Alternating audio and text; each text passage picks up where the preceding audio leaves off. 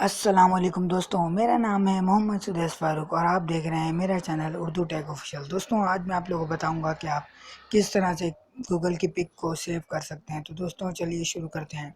सबसे पहले आपको किसी भी ब्राउज़र पर जाना होगा। देखिए, मैं ब्राउज़र को ओपन कर लेता हूँ। ब्राउज़र को ओपन करने के बाद आप कोई भी पिक्चर जो आप सर्च करना चाहते हैं, आप उस पिक को सर्च कर लीजिए।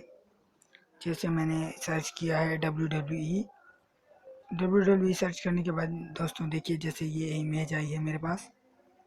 ये इमेज ओपन करने के बाद इसको आप लॉन्ग प्रेस करेंगे इस पिक के ऊपर।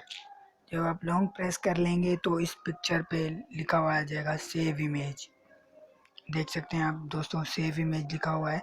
आप इस पर क्लिक कर देंगे तो ये ऑटोमेटिकली ये पिक आपकी गैलरी में सेव हो जाएगी।